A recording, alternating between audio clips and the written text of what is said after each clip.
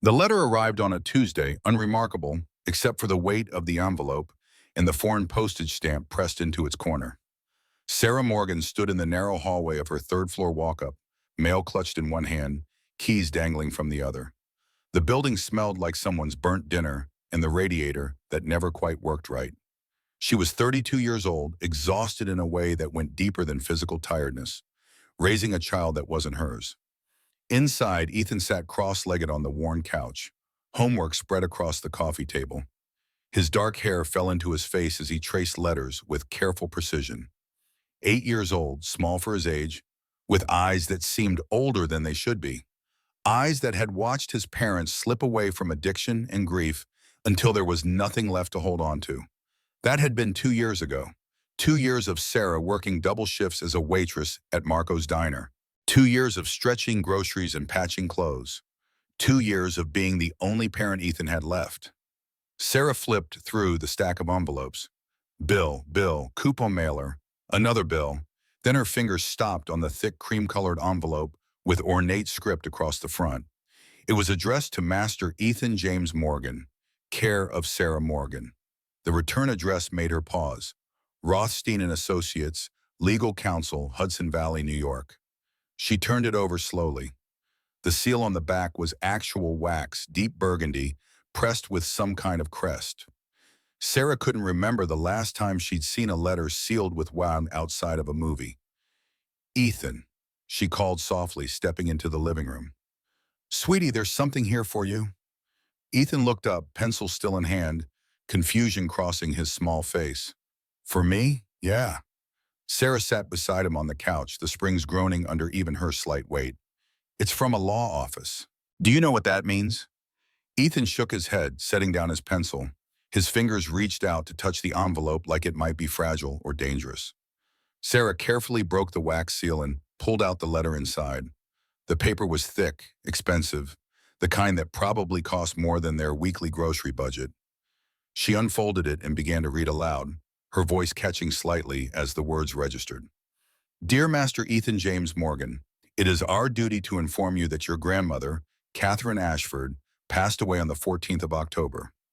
As per the terms of her last will and testament, you are the sole heir to her estate, which includes the property known as Ashford Manor, located in the township of Millbrook, New York, as well as all contents therein.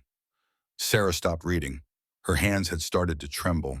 She read the paragraph again silently, then a third time. Aunt Sarah. Ethan's voice was small, uncertain. What does that mean? Sarah's throat felt tight. Catherine Ashford, her mother, Ethan's grandmother, a woman Sarah hadn't spoken to in over 15 years. Not since the screaming match that ended with Sarah walking out at 17 and never looking back. A woman who had been cold, distant, obsessed with her work to the point of neglect. A woman who had barely acknowledged the existence of her own grandchildren. It means your grandmother left you something, Sarah said slowly, carefully. A house, a manor. Ethan's eyes widened, like in the fairy tales. A castle? Sarah's mind was spinning. Catherine had disappeared from their lives completely when Sarah was a teenager. She'd sold their modest family home and vanished upstate, leaving nothing but a forwarding address Sarah had never used and a hole where a mother should have been. The letter went on to detail that they needed to meet with the estate lawyer within 30 days to go through the property and sign transfer documents. There was mention of property taxes owed, of maintenance issues, of the unique nature of the estate's contents. That last phrase made something twist in Sarah's stomach. Can we go see it? Ethan asked. The manor? Sarah wanted to say no. She wanted to fold the letter back up, call the law office, and tell them to sell whatever property existed and send a check. They needed money for practical things. A new winter coat for Ethan, the overdue electric bill, maybe even a security deposit on a better apartment in a neighborhood where gunshots didn't echo through the night. But something in Ethan's eyes stopped her. A flicker of hope, of possibility, of magic in a life that had offered precious little of any of those things. Yeah, Sarah heard herself say, yeah, we can go see it. The drive upstate took 4 hours in Sarah's battered Honda Civic, the one with the check engine light that had been on for 8 months and the passenger window that only rolled down halfway. They left on a Saturday morning. Morning, the late October air crisp and sharp with the promise of winter. Ethan pressed his face against the window as the city gave way to suburbs, then to rolling hills painted in autumn colors so vivid they looked unreal. Sarah had called the law office 3 days after receiving the letter. A secretary with a crisp voice had scheduled them for 2 o'clock on Saturday, October 23rd, with Mr. Rothstein himself. She'd given directions that took them off the highway and onto increasingly narrow roads that wound through dense forest and past stone walls older than the country itself. "Are we almost there?" Ethan asked for the 5th time. "The GPS says 15 more minutes." Sarah replied, though she'd lost cell signal 20 minutes ago and was now following handwritten directions on a piece of paper resting on the dashboard. The trees grew thicker, their branches creating a canopy overhead that filtered the afternoon light into something golden and strange. They passed through a village so small it barely qualified as such. A general store, a post office, a church with a white steeple, maybe 24 houses clustered along a main street.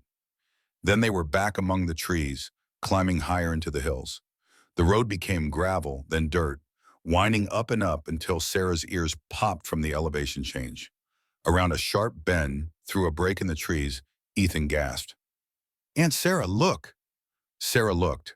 Her hands tightened on the steering wheel as her brain struggled to process what her eyes were seeing. It wasn't just a house, it was a manor, a castle. Ashford Manor rose from the hillside like something from another century, another world entirely. 3 stories of weathered gray stone with towers at each corner reaching even higher into the overcast sky. Narrow windows, some boarded up, others just empty black squares, dotted the facade.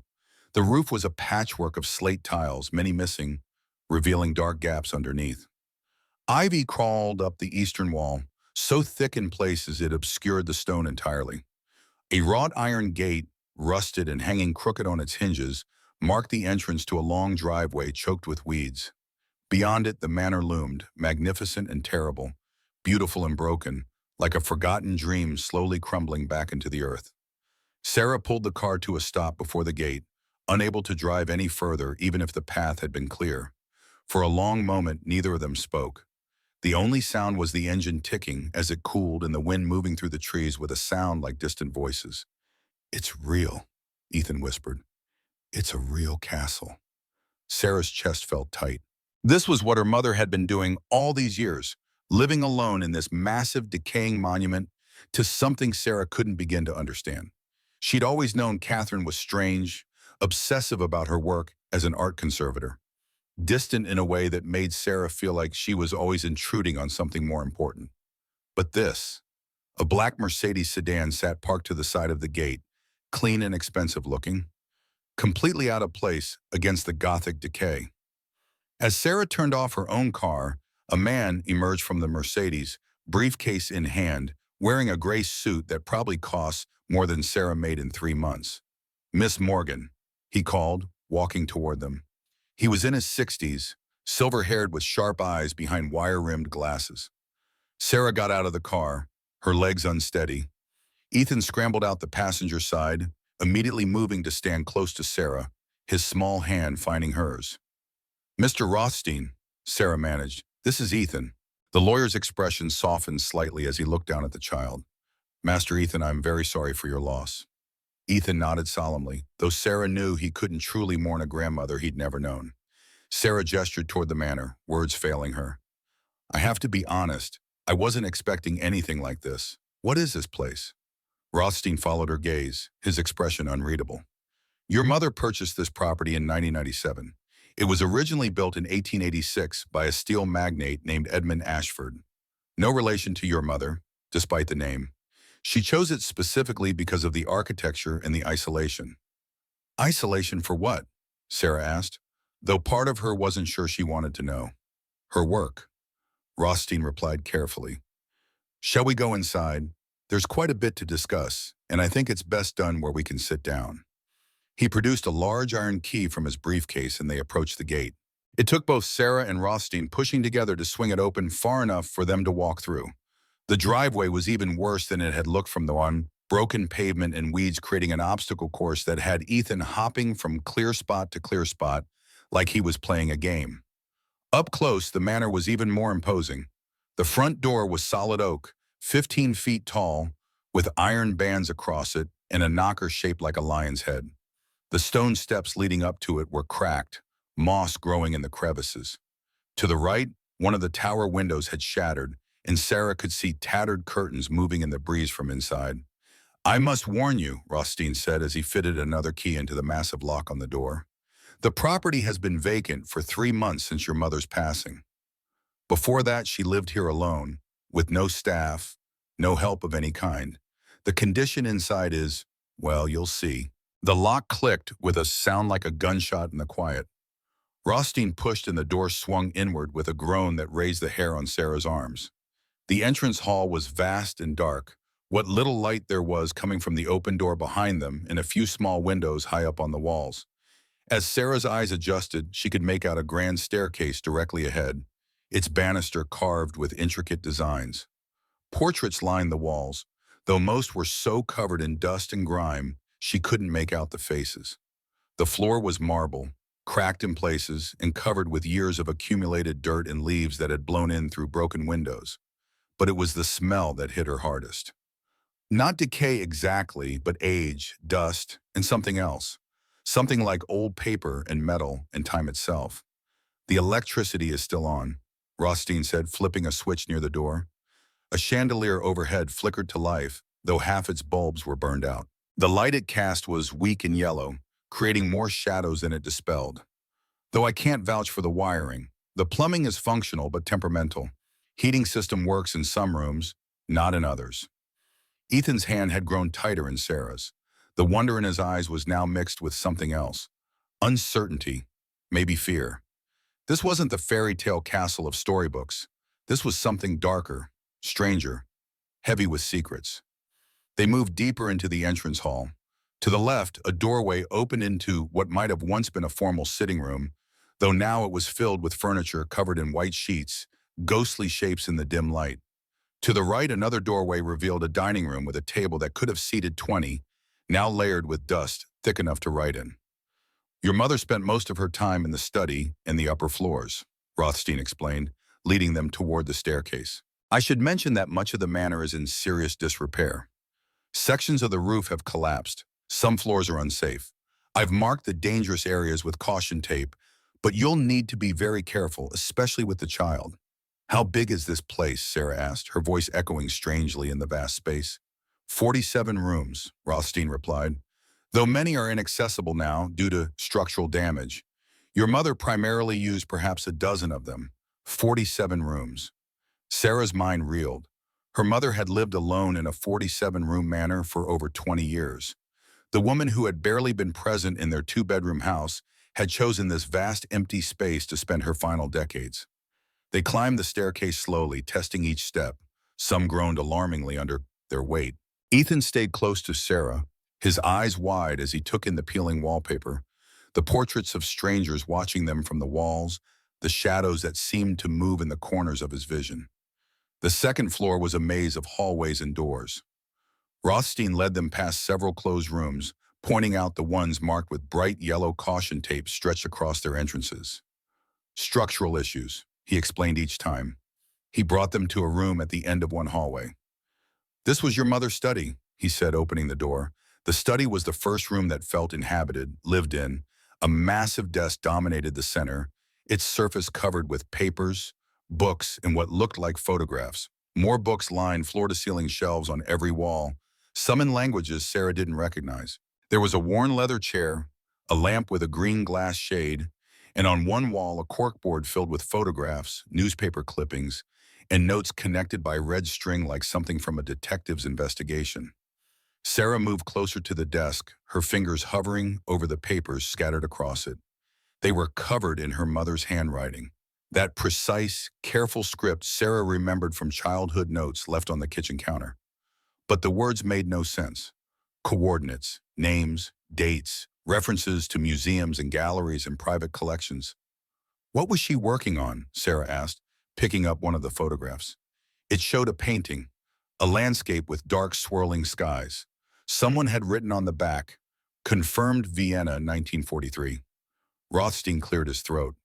"Your mother was an art conservator, as I believe you know, but her specialty was quite specific. She worked in recovery and authentication of lost artwork, primarily pieces displaced during the Second World War. Sarah set down the photograph, her mind struggling to connect this information with the cold, distant woman she remembered. She was looking for stolen art, looking for authenticating, and in some cases, recovering. Rothstein confirmed. She had contacts all over the world. Her work was quite respected in certain circles, though she preferred to operate quietly, privately. Ethan had wandered over to the corkboard, standing on his tiptoes to see the images pinned there. "Aunt Sarah, these paintings are pretty." Sarah joined him, looking at the dozens of photographs pinned to the board. Paintings, sculptures, drawings, all of them beautiful, all of them labeled with notes and question marks, and more of those dates from the 1940s. "There's something you should know," Rothstein said, his tone shifting to something more serious. "Your mother's will stipulates that all contents of this property, including her research and any items stored here, belong to Ethan. However, there's a codicil. She left a letter to be opened only by you, Miss Morgan. She specified that you should read it before making any decisions about the estate." He pulled an envelope from his briefcase, this one sealed with the same burgundy wax as the first letter Sarah had received. Her name was written across the front in her mother's handwriting. Sarah took it with shaking hands. Part of her wanted to tear it open immediately. Another part wanted to throw it away unread, to leave this manor and never return, to protect Ethan from whatever complicated legacy her mother had left behind. "I'll give you some privacy," Rothstein said quietly. "I'll be downstairs in the entrance hall when you're ready to continue. Take your time." He left, closing the door behind him with a soft click. Sarah stood in her dead mother's study, envelope in hand, her nephew beside her looking at photographs of stolen art, and felt the weight of something enormous pressing down on her shoulders. She opened the envelope carefully, unfolded the single sheet of paper inside, and began to read. "My dear Sarah, if you're reading this, then I am gone and Ethan has inherited what I could not finish. I know I was not the mother you needed. I know I chose my work over you, over your sister, over any semblance of a normal life. I cannot ask your forgiveness for that. I don't deserve it. But I can ask you to understand why." The handwriting was shakier than Sarah remembered, but still unmistakably her mother's. "What I've been doing here for the past 26 years is not simply art conservation. It is restitution. It is justice for those who had everything stolen from them. During the war, the Nazis looted hundreds of thousands of artworks from Jewish families, from museums, from private collections. After the war ended, many pieces were recovered, but tens of thousands more remain missing, hidden in private collections or forgotten in storage, their true origins deliberately obscured. I made it my life's work to find these pieces, to authenticate them, and to return them to their rightful owners or their descendants." Sarah's hands trembled as she continued reading. Ethan had moved to the window, looking out over the wild, overgrown grounds. "The manor contains my research, my contacts, my authentication documents, everything needed to continue the work. But it also contains something more, something I was not able to complete before my illness took hold. In the attic, there is a chest. Inside that chest is the key to my final project, the most important recovery of my entire career. The contents of that chest are worth more than this manor, more than anything I've ever possessed, and all of it belongs to Ethan now." The letter continued with instructions, combination locks, hidden keys, warnings about people who might come looking, people who had reason to want her mother's work buried and forgotten. It ended with a single line that made Sarah's throat tight. "I failed you as a mother, but perhaps I can give Ethan what I never gave you, a chance to make a real difference in the world. I trust you to help him understand. I trust you to keep him safe. I'm sorry I couldn't say these things while I was alive. I love you, Sarah. I always did, even when I didn't know how to show it, Mother." Sarah folded the letter carefully, blinking back tears she didn't entirely understand. Ethan turned from the window. "Aunt Sarah, are you okay?" "Yeah, baby," Sarah managed. "I'm okay. Your grandmother left us something special. Something important." "The manor?" "The manor," Sarah confirmed. "And what's inside it?" They spent the next 2 hours exploring with Rothstein, though they barely scratched the surface of the 47 rooms. The lawyer showed them the kitchen, massive and outdated but functional. The library with thousands of books in dozens of languages. The conservatory where Catherine had apparently done much of her authentication work, equipped with specialized lighting and magnification equipment. But it was the third floor that held the most mystery. The stairs leading up were narrower, older, the walls closer together. There were fewer rooms here, mostly storage and what might have once been servants' quarters back when the manor was first built. And at the end of the hallway, blocked by a door with 3 different locks, was the attic. "Your mother kept this locked always," Rothstein said. "I have the keys, but I was instructed not to enter until Ethan was present. The codicil was very specific about that." Sarah looked at the door. It was solid wood, old and heavy, with iron reinforcements.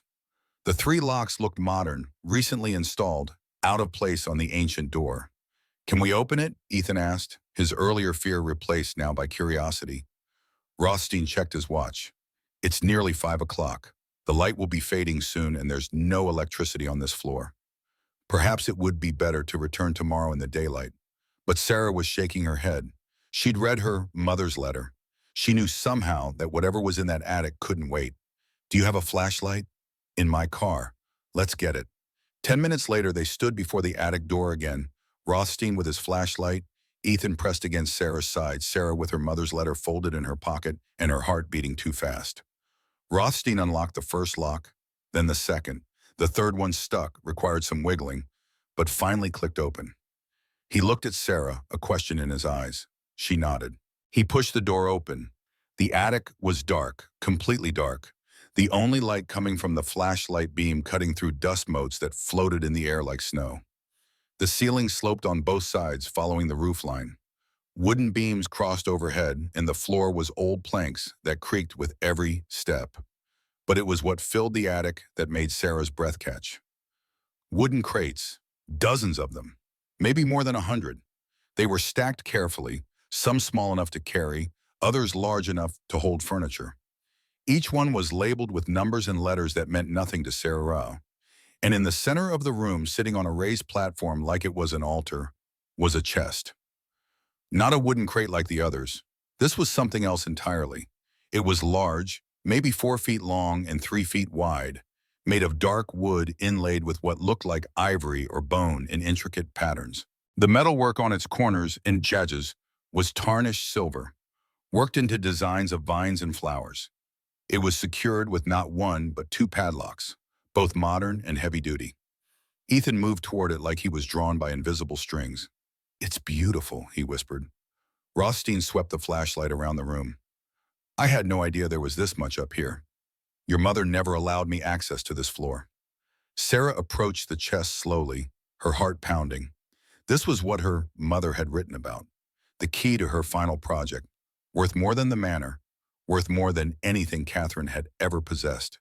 She reached out to touch the wood, and as her fingers made contact with the smooth surface, a sound echoed through the attic. A creak, then another, like footsteps. But they weren't coming from where Sarah, Ethan, and Rothstein stood. They were coming from above, from somewhere higher than the attic, though there shouldn't be anything higher. From somewhere in the walls themselves, or the space between the roof and the ceiling, or from someplace that shouldn't exist. "Aunt Sarah," Ethan grabbed Sarah's hand, his small fingers ice cold. The creaking came again, slower now, deliberate, then a scraping sound like something heavy being dragged across wood. Rothstein's flashlight beam swept upward, catching the crossed beams of the ceiling, the shadows between them deep and absolute. "We should go," he said, his professional calm cracking slightly. "Now." But Sarah was staring at the chest, at the padlock securing it, at the promise of answers contained within, and at Ethan beside her, 8 years old and holding the deed to a manor full of stolen art and secrets her mother had died protecting. The scraping sound came again, louder this time, closer, and Sarah realized with crystal clarity that they weren't alone in this manor. They had never been alone, yet they didn't leave. Not that night.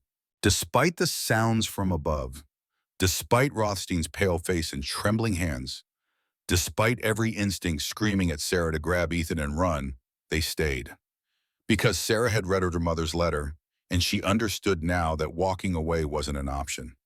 Whatever Catherine had spent 26 years protecting, whatever secrets lived in that attic chest and the crates surrounding it, they now belonged to an 8-year-old boy who deserved to know his grandmother's truth. And sometimes the most valuable inheritance isn't what you keep, but what you choose to give away, even when you haven't yet discovered what that gift might cost. Rothstein insisted they at least retreat to the second floor, to Catherine's study where there was light and heat and doors that locked. He made awkward excuses about old houses settling, about wind in the eaves, about how these historic structures were full of strange sounds. But his eyes kept darting to the ceiling, to the shadows in the corners, and Sarah knew he didn't believe his own explanations any more than she did. They spent the night in the study. Ethan curled on an old velvet sofa with Sarah's jacket as a blanket, Rothstein dozing fitfully in Catherine's desk chair, and Sarah herself sitting on the floor with her back against the wall, unable to sleep, unable to stop thinking about that chest and the sounds that had driven them from the attic. Morning came slowly, gray light filtering through dirty windows. Ethan woke first, rubbing his eyes. "Can we have breakfast?" Sarah stood, her back aching from the hard floor. Rothstein stirred, checked his watch, then made his excuses about needing to return with supplies. Sarah suspected it was more about checking that they were still alive. He left shortly after dawn, promising to return later that day, and gave Sarah his card with his cell phone number written on the back, though she remembered the lack of signal and doubted it would be much use. Now, with weak autumn sunlight struggling through the clouds, Sarah and Ethan stood in the manor's kitchen. The cavernous space held ancient appliances and copper pots hanging from hooks overhead. Sarah found some canned soup in the pantry, surprisingly not expired, and heated it on the old gas stove while Ethan explored the cabinets. "Aunt Sarah, look!" Ethan held up a book he'd found on one of the lower shelves. It was a children's book, the cover faded and worn, showing an illustration of a castle not unlike the one they stood in. "Grandma must have kept this from when you were little." Sarah took the book, her throat tightening. She recognized it immediately, a collection of Grimm's fairy tales, the same one her mother used to read to her before the distance grew between them, before Catherine became a ghost in their own house, present but absent, there but not there. Sarah flipped through the pages, seeing her own childhood scribbles in the margins, seeing notes in her mother's handwriting, translating some of the harder words. "Yeah," Sarah said softly. "She used to read these to me before everything changed." "What changed?" Ethan asked, climbing onto one of the tall stools at the kitchen island. Sarah poured soup into 2 chipped bowls, buying herself time to think. "How did you explain to an 8-year-old that sometimes parents just drift away? That sometimes people become so consumed by their purpose, they forget the people who need them most?" "Your grandmother was always interested in art," Sarah began, sitting across from Ethan. "Even when I was your age, she worked at a museum in the city, restoring old paintings. But when I was about 12, something changed. She became obsessed with a different kind of work. She'd spend all night in her home office, making phone calls to Europe, looking at photographs of paintings, taking notes in these leather journals she kept locked in a safe." Ethan ate his soup slowly, listening. "My dad, your grandfather," he tried to understand, "but she shut him out too, shut all of us out. Then one day when I was 17, I came home from school and found a note saying she'd sold our house and moved away. Just like that. No warning, no explanation. My dad had already left by then, so it was just me and your mom, and we had to figure everything out on our own." "That's why you were mad at her?" "That's why I was mad at her," Sarah confirmed. "She chose her work over us, over her family. I didn't understand why then, and I'm not sure I understand now." But even as she said it, Sarah thought about the letter, about art stolen from families during the war, about Catherine dedicating her life to making things right. Was it possible to be both selfish and selfless at the same time? To abandon your own children while trying to help the children of others, decades removed? After breakfast, Sarah made a decision. If they were going to stay in this manor, if they were going to unlock that chest and deal with whatever her mother had left behind, she needed to understand more. She needed context. She needed to know what kind of danger they might be walking into. "Come on," she told Ethan. "We're going into town." The village of Millbrook looked different in daylight, though no less quiet. The general store doubled as a post office and apparently a coffee shop, judging by the hand-painted sign advertising fresh brew daily. Sarah parked in front of the library, a small brick building that looked like it had been there since the 1800s, nestled between the church and what appeared to be someone's house. Inside, it was warmer than Sarah expected, and smaller. 2 rooms maybe, with shelves packed tight with books that smelled like paper and time. An elderly woman sat behind a desk near the door, knitting something blue and shapeless, her glasses perched on the end of her nose. "Help you?" she asked, not looking up from her needles. "I'm looking for information about Ashford Manor," Sarah said, "and the woman who lived there, Catherine Ashford." Now the woman looked up, her eyes sharp behind those glasses. "You must be the daughter." Sarah blinked. "How did you—" "Small town," the woman said simply. "Fred Rothstein mentioned someone would be coming around. I'm Dorothy Mills. I've run this library for 43 years, and I knew your mother." "You did?" Dorothy set down her knitting and stood, moving to one of the shelves with surprising speed for someone who had to be in her 80s. Knew of her mostly. She kept to herself. But over the years, she'd come in sometimes, looking for specific books, historical records, census data from the 1930s and 40s. Always quiet, always polite, always alone. She pulled a heavy book from the shelf, its spine cracked with age. "This is the Town History, published in 1988, has a whole section on the manor and the Ashford family." "The original Ashfords, anyway." Sarah took the book. Ethan peered over her shoulder at the black and white photographs. The manor looked different in these old pictures. Pristine, elegant, with manicured gardens and well-dressed people standing on the front steps. "Edmund Ashford built it as a summer home," Dorothy explained. "He made his fortune in steel mills down in Pennsylvania, but he loved the Hudson Valley. Built the manor to impress his wife, who was from European aristocracy. She hated it. Apparently too isolated, too American.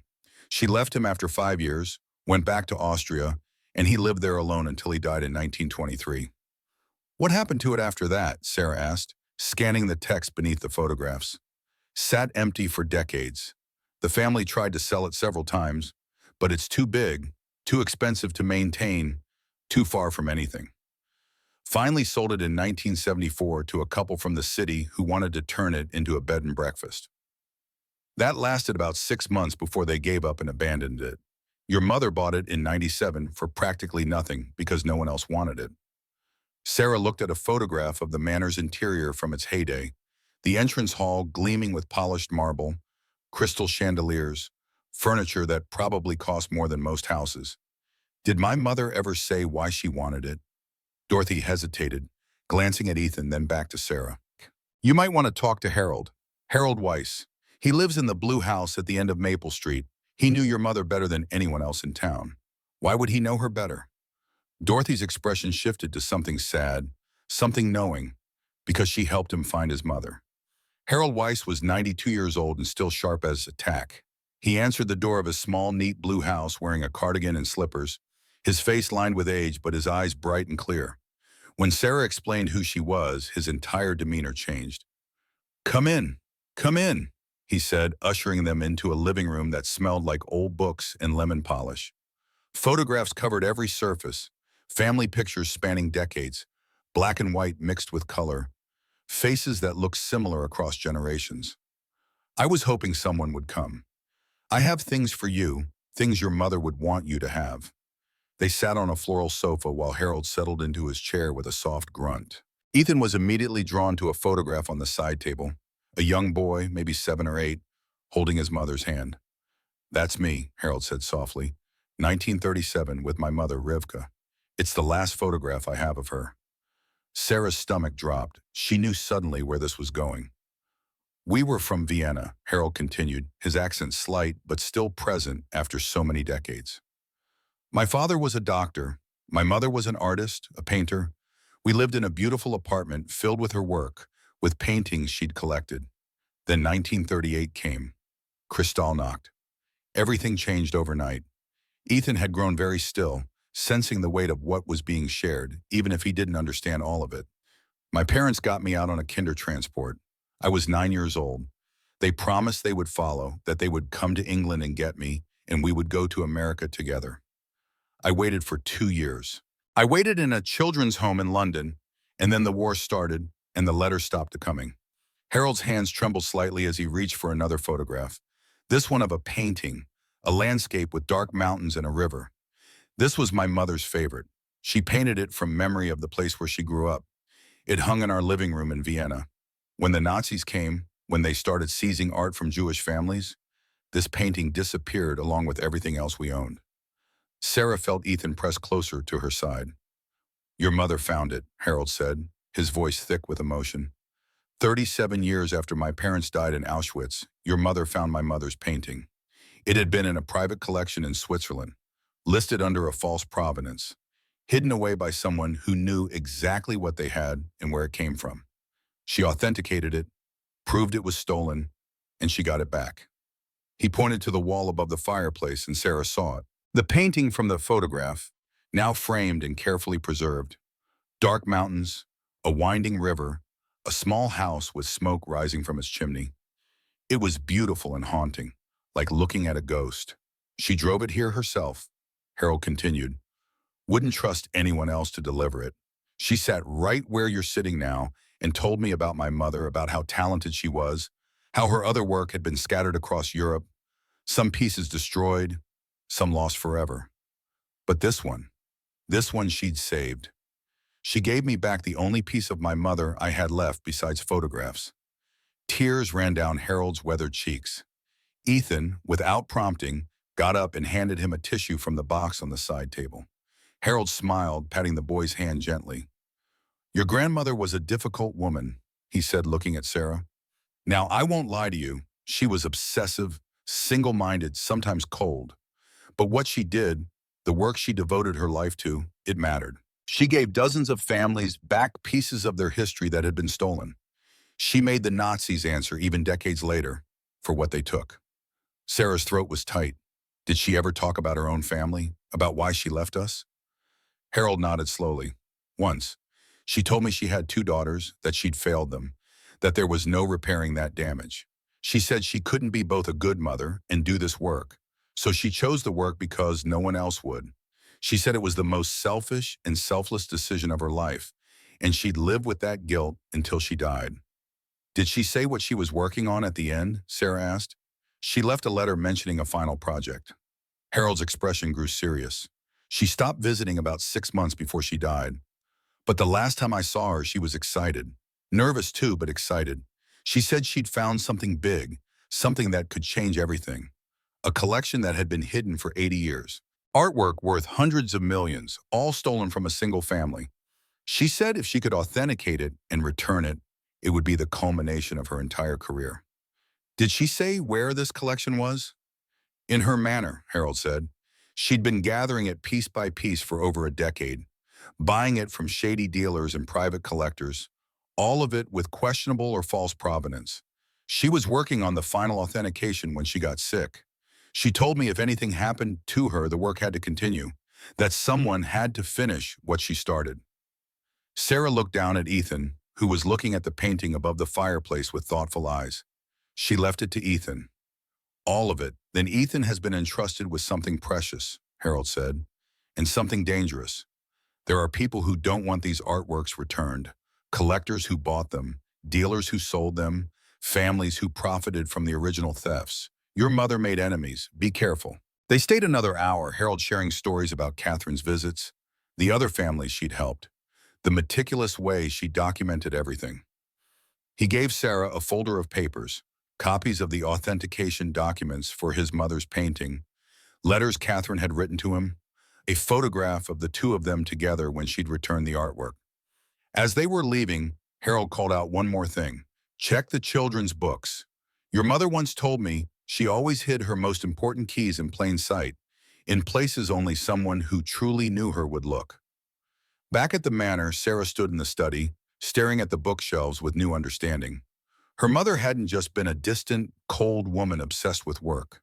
She'd been a crusader, fighting a fight most people had forgotten, returning stolen lives piece by piece, painting by painting. It didn't erase the abandonment.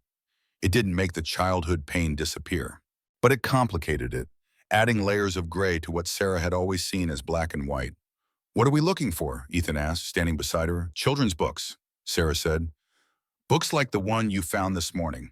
There were dozens of them, scattered across different shelves, mixed in with the art history and authentication manuals. Sarah started pulling them down one by one. Peter Pan, Alice in Wonderland, The Secret Garden, Hans Christian Andersen's fairy tales. Ethan helped, stacking them on the desk. It was Ethan who found it. He'd pulled down a copy of Grimm's fairy tales, different from the one in the kitchen, this one with a forest green cover embossed with gold lettering. When he opened it, something fell out. A key, small, ornate, with a decorative head shaped like a flower. Sarah picked it up with trembling fingers. It looked old but well-maintained, the brass polished, the cuts in the shaft precise. This was it, the key to the chest. Should we open it now? Ethan asked, his voice barely a whisper. Sarah looked at the darkening sky outside the window. It was nearly 5 o'clock. Soon it would be night, and they'd be alone in this massive manor with its sounds and shadows. But waiting until morning felt impossible. They'd come this far. Yeah, let's open it. They climbed to the attic together, Sarah with the key in her pocket and a flashlight in hand, Ethan holding her other hand so tightly Sarah could feel his pulse through his small palm. The attic door stood open from the night before, and in the fading daylight that filtered through gaps in the roof, the space looked less menacing. Just an old room filled with crates and dust and possibilities. The chest sat on its platform, waiting. Sarah approached it slowly, Ethan right beside her. The two padlocks were modern, heavy-duty, but when Sarah tried the small, ornate key in the first one, it turned smoothly. The second lock opened just as easily. Whatever security her mother had wanted, she'd intended for Sarah to find this, to open this.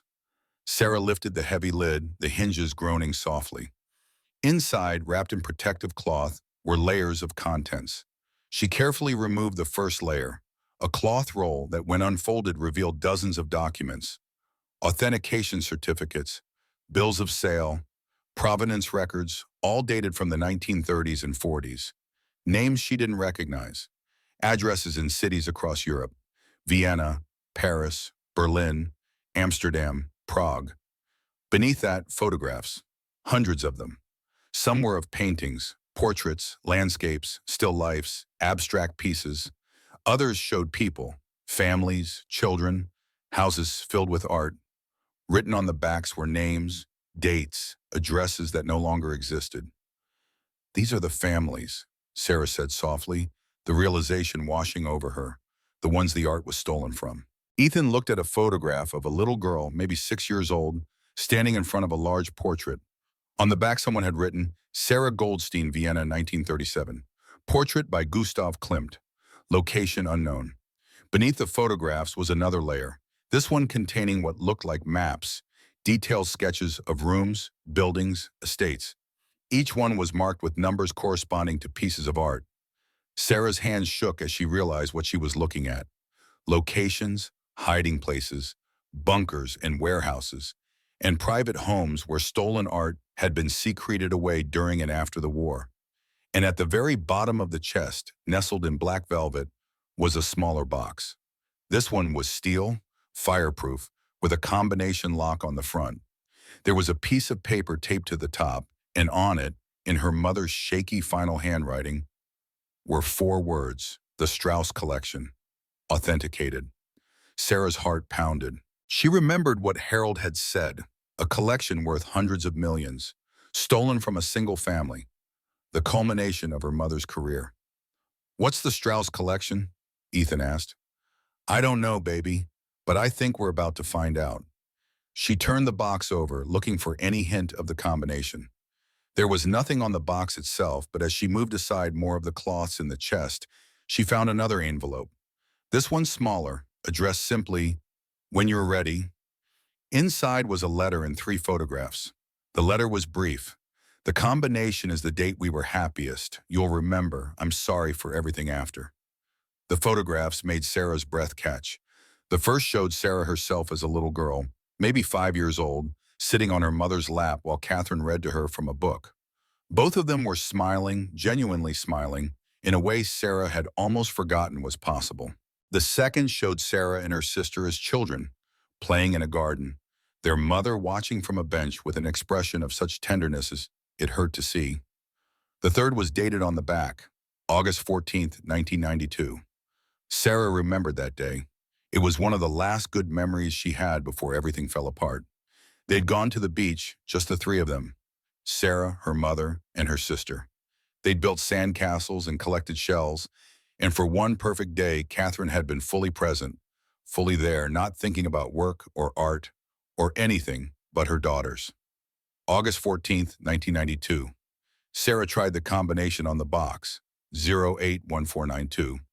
The lock clicked open. Inside were more documents, but these were different. These were final authentication reports, signed by experts from museums across Europe, verified by laboratories and art historians. And clipped to them were photographs of paintings, each one more breathtaking than the last. Klimt, Schiele, Kokoschka, Monet, Renoir, Chagall, dozens of them, all authenticated, all confirmed as belonging to the Strauss family of Vienna, all stolen by the Nazis in 1938. And beneath those documents was a handwritten list.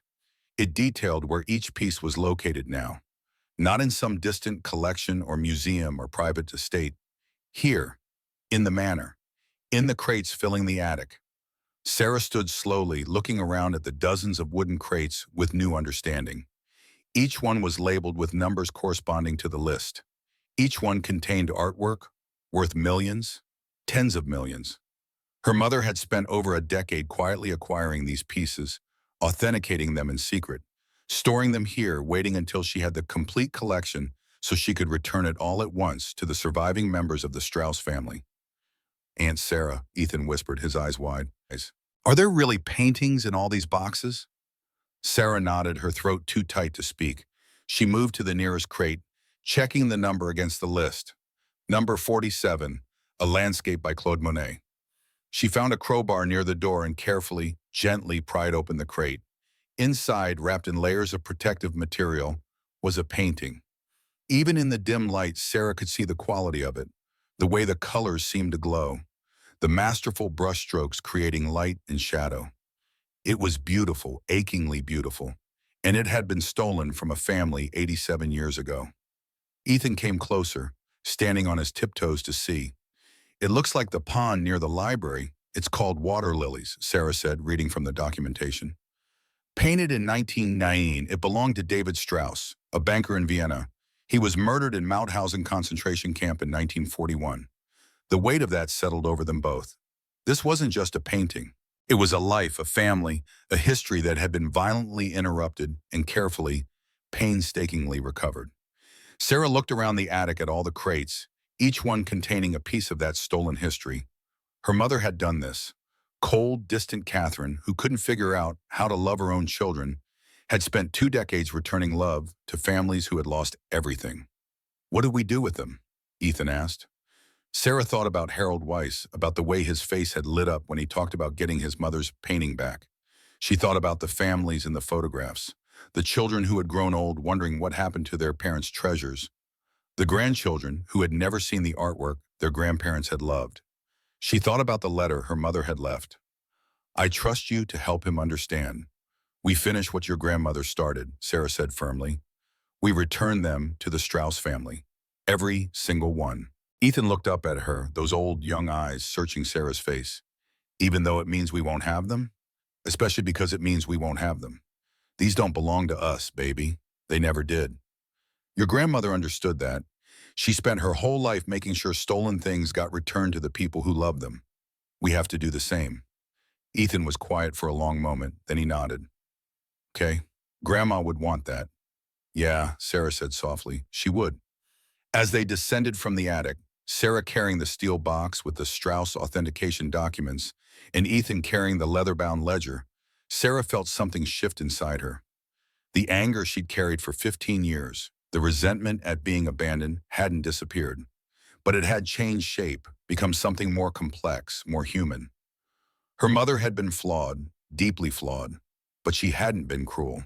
She'd been driven by something bigger than herself, by a need to make right what had been so terribly wrong.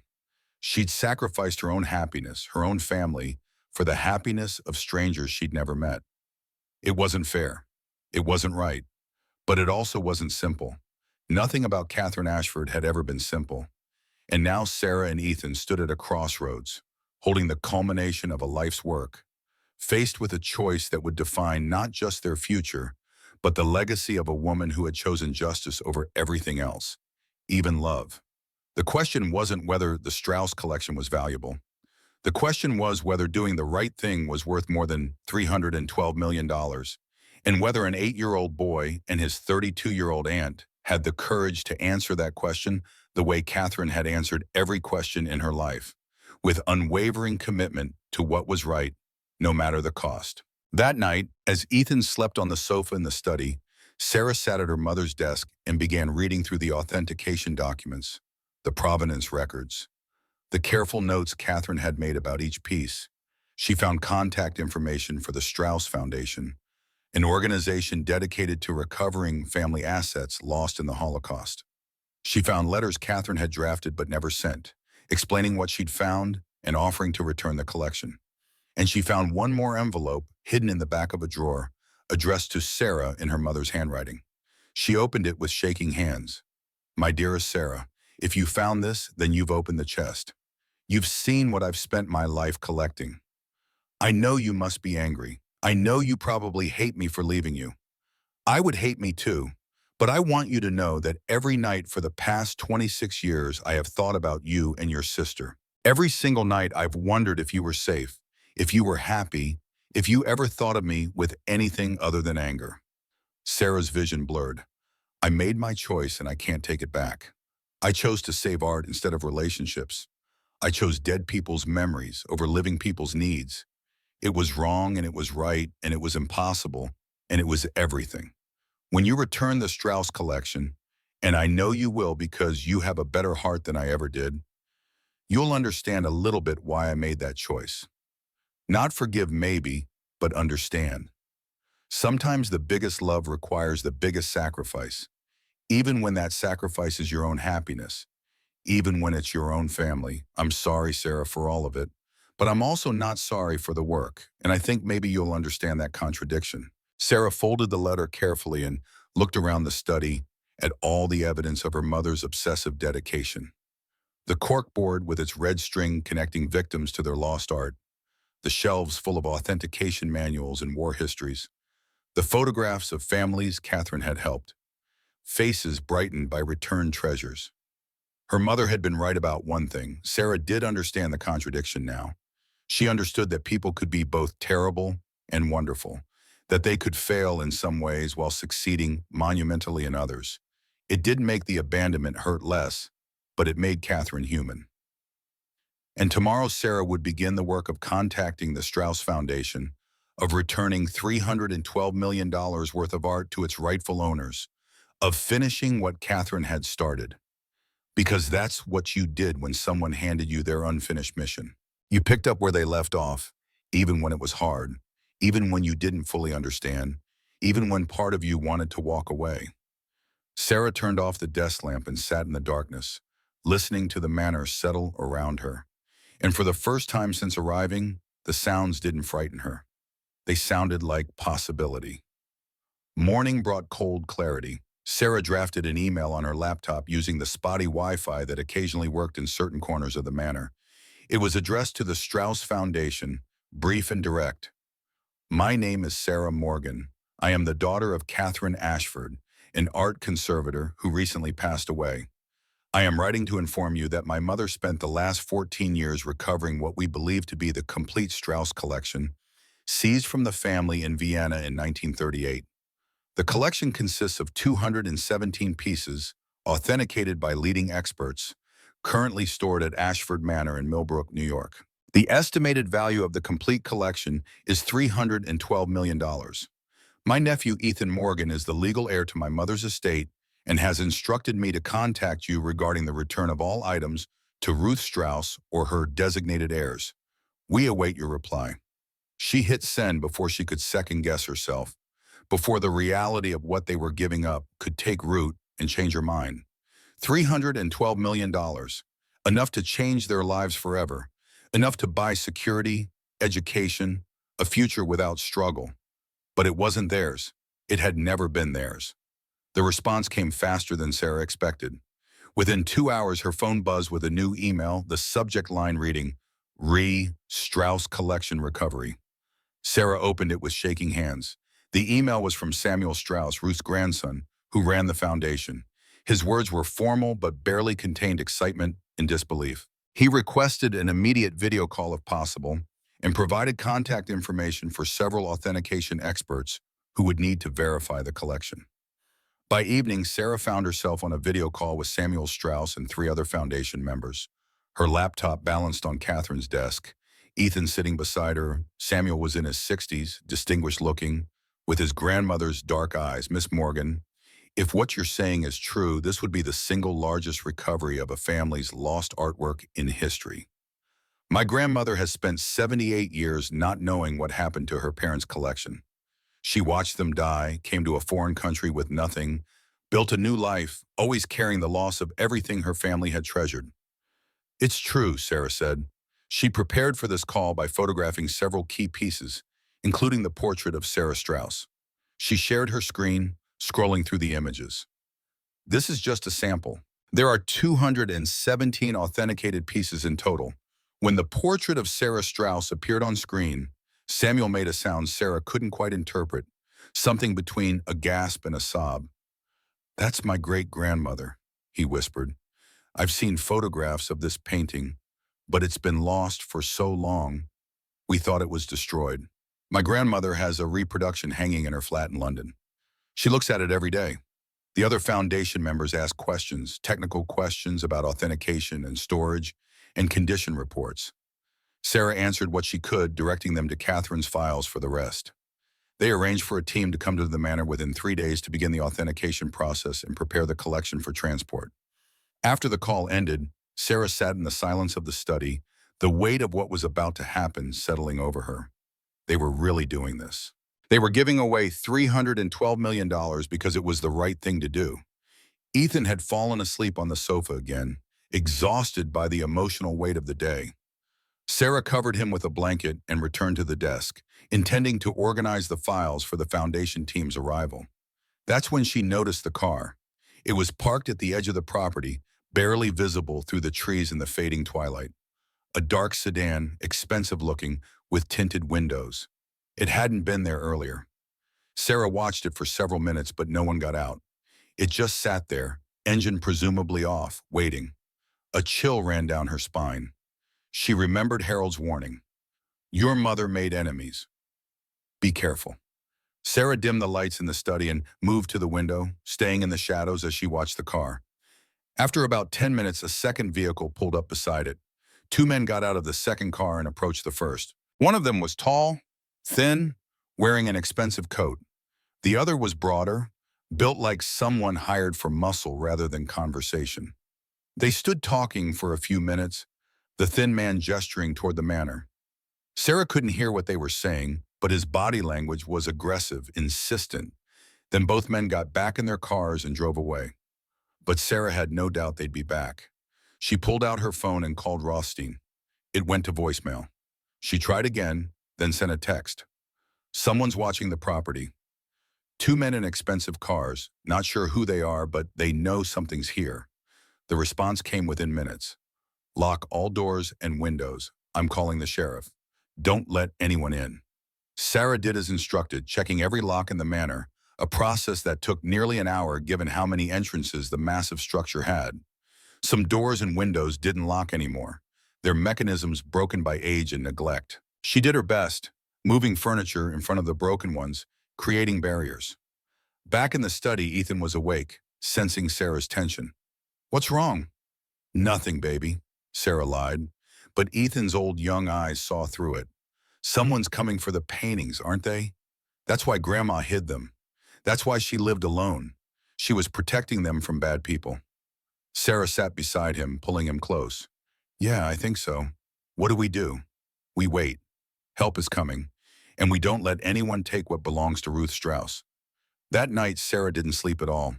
She sat in Catherine's desk chair with a baseball bat she'd found in a closet across her lap, watching the windows, listening to every creak and groan of the old manor. Ethan slept fitfully, waking several times from dreams he couldn't quite remember. Around 3 in the morning, Sarah heard the sound of a car on the gravel driveway. She moved to the window, careful to stay hidden, and saw headlights approaching. But these weren't the sedans from earlier. This was a police cruiser. Sheriff Maria Daniels was a woman in her 50s with sharp eyes and a no-nonsense demeanor. She came inside, checked all the locks Sarah had already checked, then sat down in the study to take Sarah's statement. "You're saying two men were watching the property?" "Watching and waiting," Sarah confirmed, like they were planning something. And "Mr. Rothstein mentioned your mother had a valuable art collection here. That what they're after?" Sarah hesitated, then decided honesty was the only option. "My mother spent years recovering stolen artwork from World War II. Everything in this manor is being returned to its rightful owners. But there are people who don't want that to happen. Collectors who bought pieces not knowing they were stolen. Dealers who profited from the sales. Maybe even descendants of people who stole the art in the first place." Daniels's expression shifted from skeptical to serious. "How valuable are we talking? $312 million. The sheriff let out a low whistle. "That's motive for just about anything." She stood, walking to the window. "I'll increase patrols in the area. But Miss Morgan, you need to understand that this property is extremely isolated. I've got 2 deputies covering the entire northern part of the county. If someone really wants to get in here, I can't guarantee we'll arrive in time to stop them." "What should we do?" Sarah asked, her voice tight. "Get that art out of here as fast as possible," Daniel said bluntly. "Get it into professional hands, into secure facilities. Every day it sits here is a day you're at risk." After the sheriff left, Sarah contacted Samuel Strauss again, explained the situation. He immediately arranged for a private security team to arrive by morning and for the authentication team to come a day earlier than planned. Things were accelerating now, spinning faster than Sarah could fully process. As dawn broke over the manor, Sarah stood at the study window watching a security van pull up the driveway. 3 guards emerged, all former military by the look of them, and began setting up a perimeter around the property. Ethan joined her at the window. "They're here to help, right?" "They're here to help," Sarah confirmed. "Good," Ethan said with a child's simple faith, "because Grandma worked too hard for bad people to take the paintings now." Over the next 48 hours, the manor became a carefully controlled chaos of activity. The authentication team arrived. 5 experts from various European museums, all sworn to secrecy, while moving through the manor with expressions of wonder and professional intensity. They examined each piece, verified Catherine's work, began the careful process of cataloging and packing for transport. Sarah watched them work with a mixture of pride and grief.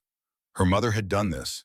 Cold, distant Catherine had been right about every single piece. Her authentication was flawless. Her documentation was impeccable.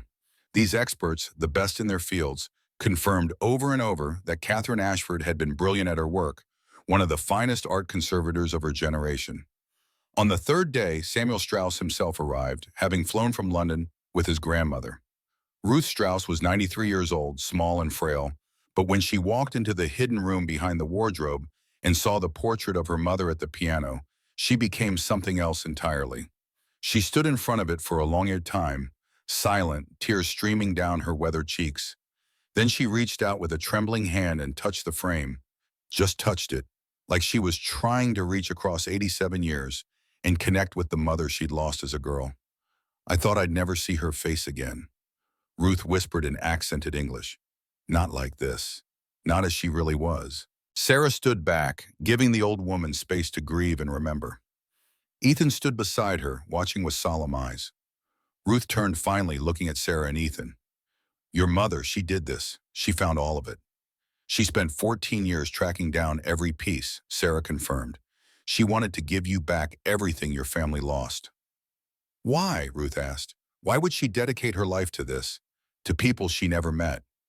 Sarah thought about the letters, about Catherine's words. Sometimes the biggest love requires the biggest sacrifice. She thought about her mother living alone in this crumbling manor, eating soup from cans, spending every penny she had to buy back stolen art, choosing other people's families over her own, because someone had to. Sarah said simply, "Because it was the right thing to do, and my mother, for all her faults, always did what she believed was right, no matter the cost." Ruth nodded slowly, understanding something Sarah was only beginning to understand herself. She was a hero, your mother, not the kind in books, not the kind who gets parades, but the kind who matters, the kind who remembers when the world wants to forget. That night, around 2 in the morning, Sarah woke to the sound of breaking glass somewhere on the first floor. She bolted upright, heart pounding. Ethan was sleeping safely upstairs with one of the guards stationed outside his door. Sarah grabbed her phone, no signal as usual, then ran to the door and opened it a crack. Voices below, low and urgent. Footsteps, multiple people. The crates that aren't packed yet are still in the attic. A male voice, familiar somehow. We have 10 minutes before the guards' patrol rotation comes back around. Take what we can carry, leave the rest. Sarah recognized the voice now, the thin man from the cars, the one who'd been watching. His voice had a slight Eastern European accent. She silently closed the door, locked it, then ran to the landline phone on Catherine's desk. It still worked. She dialed 911, whispering urgently into the receiver. Break in at Ashford Manor, Millbrook. 3 people, possibly armed. Need help immediately. Sheriff's on the way. The dispatcher's voice crackled through static. 10 minutes. Hide and stay on the line. Sarah hung up. She couldn't hide. Not with Ethan upstairs. Not with Catherine's life's work being stolen right now. She heard footsteps climbing the main staircase. They were coming up. Sarah ran from the study, down the hallway toward the tower staircase at the corner, the narrow spiral stairs that led up to the tower room. She could hear them behind her now, boots on marble, getting closer. Check the rooms, the thin man's voice echoed through the hallway. Sarah climbed, taking the spiral stairs 2 at a time, her breath coming in ragged gasps. She reached the top of the tower, a small circular room with narrow windows, no other exit. She was trapped. But looking down through one of the windows, she saw headlights. Police cruisers, multiple vehicles pulling up the driveway. Sirens wailed. Police! Someone shouted from below. Get out now! Run! The voice from the hallway, panicked now. Footsteps pounding, doors slamming. Sarah ran back down the spiral stairs, nearly falling in her haste. She had to get to Ethan. She burst into the second-floor hallway and collided with someone, solid as a wall. The broad man, the muscle. His hand reached for her. Sarah didn't think. She pushed with everything she had. He staggered, not expecting resistance from someone so slight. Sarah darted past him. Stop, he shouted, but heavy boots were thundering up the main staircase now. Hands up, now! Sheriff Daniels' voice, authoritative and final. The broad man froze, raising his hands. Sarah kept running, past him, past the sheriff and her deputies, up to the 3rd floor where Ethan's room was. The guard was already there, alert, hand on his weapon. Ethan was awake, eyes wide with fear. Sarah swept him into her arms. It's okay, baby. I'm here. We're safe. Downstairs, the arrests were quick and efficient. 3 men, 2 Sarah recognized from the surveillance cars, and a driver. They didn't have weapons, but they had tools for breaking and entering. More importantly, they had a manifest, a handwritten list of specific Strauss collection pieces, prioritized by value. They'd gotten nothing. The security system had worked, but it had been close, too close. Did they take anything? Daniels asked, coming upstairs. Sarah shook her head. No, everything's still in the attic or already packed in the trucks. Good, but Miss Morgan, you need to move that collection today. These men won't be the last. I know. Within hours, Samuel had coordinated an emergency transport. 2 armored trucks arrived before dawn, a convoy of security personnel. The remaining crates were loaded with military precision.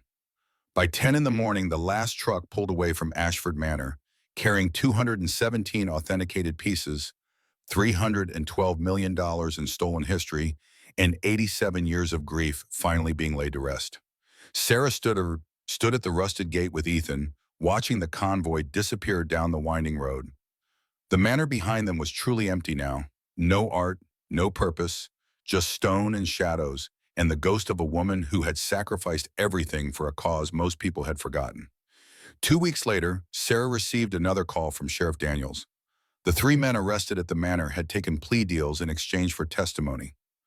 Their names, Anton Petrov, Dmitry Sokolov, and the thin man, the one who'd been in charge. His name is Viktor Kozlov, Daniel said. Does that mean anything to you? Sarah shook her head. Never heard of him. He's a big deal, Daniels continued. Viktor Kozlov, 54, Russian-born billionaire living in New York.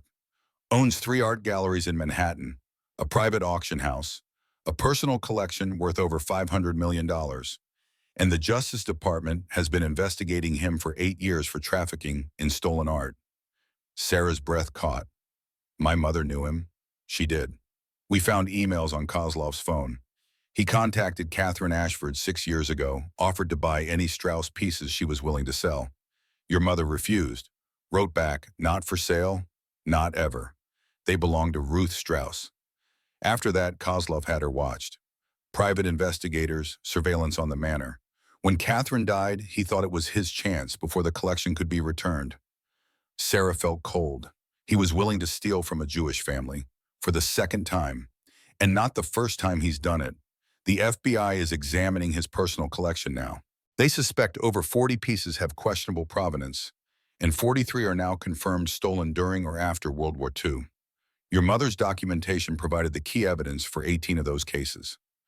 3 months later, Viktor Kozlov was sentenced to 15 years in federal prison, fined $45 million, and forced to surrender his entire art collection for recovery and restitution. His galleries closed, his auction house shuttered, his reputation destroyed. The powerful man had fallen, and he'd fallen loudly. The day the verdict was announced, Ruth Strauss came to Ashford Manor one final time. She was weaker now, leaning heavily on Samuel's arm, but her eyes were still bright. Sarah led her through the empty rooms to the study where Catherine's corkboard still hung, red string connecting victims to their recovered treasures. Your mother won, Ruth said softly. 26 years working in shadows, and she won. Kozlov is in prison, the art is going home. And her story's being told. She turned to Sarah and pulled an envelope from her purse, thick and official looking. The foundation wants you to have this. Sarah opened it. Inside was a check and a letter. The check was for $2.5 million. Sarah gasped. We would never buy back our own stolen property, Ruth said firmly. This isn't payment for the art. This is a grant from the Strauss Foundation for the Ashford Manor Legacy Center.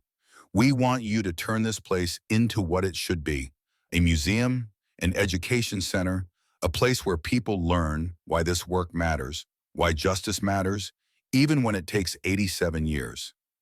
Sarah's vision blurred. The letter detailed the plan. Convert the manor into a museum, showcasing the history of art theft during World War II. Preserve Catherine's study exactly as she left it. Create educational programs about the Holocaust and restorative justice. Offer workshops on art authentication and provenance research. Initial funding of $2.5 million with a commitment of $500,000 per year for the next decade. Your mother spent 26 years working in silence. Ruth continued. Now it's time her work speaks. Time for her story and all stories like it to be heard. This manor shouldn't be where she lived alone. It should be where her mission continues. Sarah looked at Ethan, who was exploring the room with curious 8-year-old eyes, touching the spines of books, examining the photographs on the corkboard. She thought about the letter Catherine had left, about sacrifice and purpose, and the weight of doing right. We'll do it, Sarah heard herself say. We'll make this place what she deserved. A place that honors not just my mother, but everyone like her. Everyone who remembers when the world tries to forget. The restoration began that spring.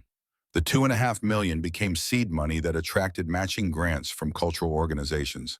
New York designated the manor as a historic landmark, providing additional funding. Private donors, moved by Catherine's story, contributed both large and small amounts. Sarah quit her job at the diner. For the first time since she was 17, she could focus on something beyond immediate survival. The transformation took 8 months. The roof was repaired, windows replaced, electrical and plumbing systems updated, the structure stabilized and reinforced. But more than physical restoration, the manor was filled with new purpose. The dining room became an exhibition space on the history of Nazi art looting. The conservatory, where Catherine had done her authentication work, was preserved as an interactive exhibit teaching visitors about art verification techniques. And the hidden room, the small space behind the wardrobe where the most precious pieces had been kept, became a memorial. The walls that had once held priceless paintings now displayed photographs of those paintings alongside photographs of the families they belonged to. Visitors could see not just the art, but the people. David and Sarah Strauss playing with their children in a Vienna garden. Ruth as a young girl at her piano lessons. The family at dinner parties and holidays. Living their lives before history interrupted them so violently. In the center of the memorial room, a video screen played on a loop. It showed Ruth Strauss, filmed in London, talking about her family's collection and what it meant to have it returned. Her weathered face filled the screen as she spoke about her mother, about watching her play piano in the afternoons, about the day the Nazis came and took everything away. For 78 years, I thought these pieces were gone forever. Ruth's voice, thick with emotion. I thought I would die never seeing my mother's face in that portrait again.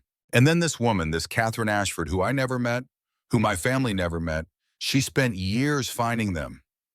All of them. Every single piece. She gave me back my childhood. She gave me back my mother.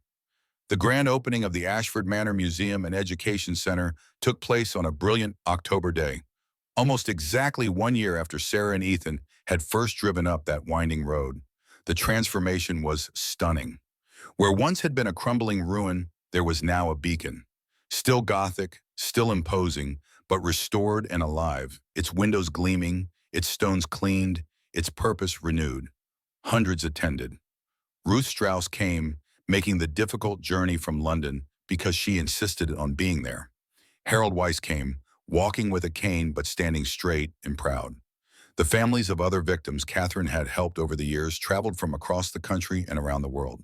Museum directors and art historians mingled with townspeople from Millbrook who had watched the manor transform and felt their own community revive in its wake.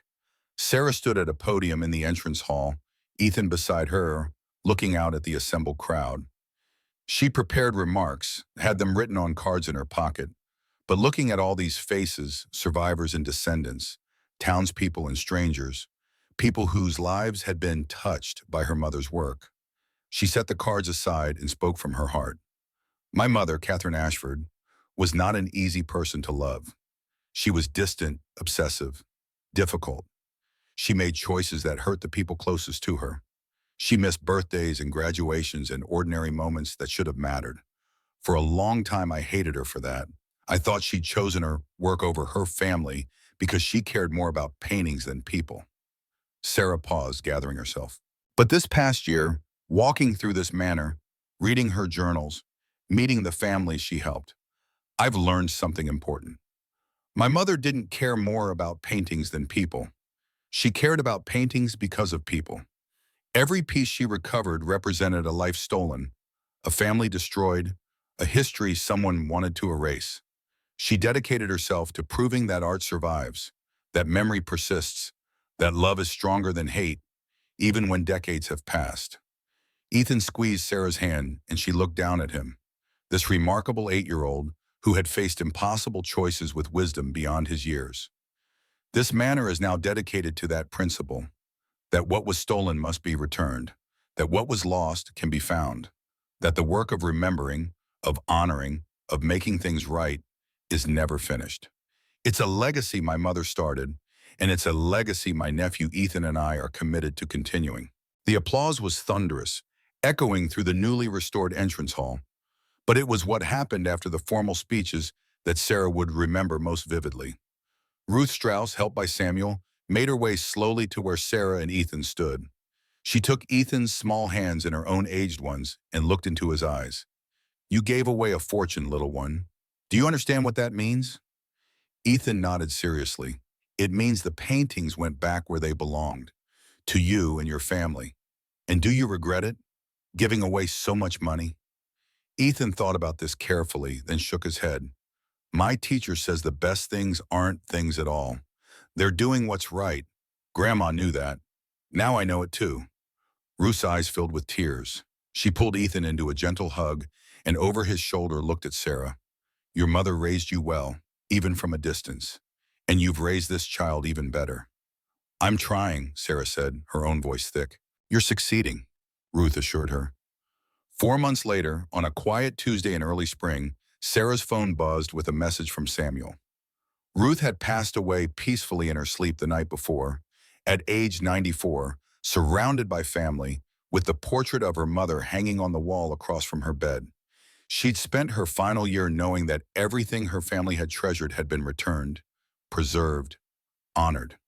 She'd found peace, and that was because of Catherine Ashford, and because of Sarah and Ethan, who had finished what Catherine had started. Sarah stood in the memorial room that afternoon, watching Ruth's video testimonial play on the screen, listening to her talk about getting her mother's portrait back. She thought about legacy, about what people leave behind when they're gone. Catherine had left a crumbling manor and $312 million in recovered art. But more than that, she'd left a methodology, a moral framework, a commitment to justice that could outlive any individual person. She'd left proof that one person working quietly and persistently could change the world. And now Sarah was that person, not replacing her mother, no one could do that, but continuing what Catherine had started, building on it, expanding it, making it accessible to others who wanted to help.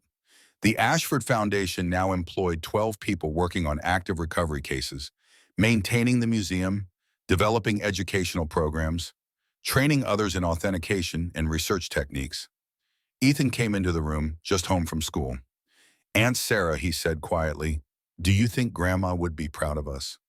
Sarah looked at the photograph of Catherine on the wall, not smiling but with that look of purpose in her eyes. "I think she'd be amazed by us, especially by you." Ethan was quiet for a moment, then said something that would stay with Sarah forever. "I think maybe that's what inheritance really means. Not getting money or castles, but learning how to be brave like the people who came before us. Learning what matters. Grandma taught us that even though she wasn't here." And as sunlight warmed the restored stone walls of Ashford Manor, Sarah Morgan stood not in her dead mother's shadow, but on the path Catherine had illuminated, a path stretching forward into possibility and purpose, proving that some legacies aren't measured in dollars, but in the courage to choose justice over comfort, truth over convenience, and the conviction that doing right matters more than doing easy, no matter how long the wait or how high the cost.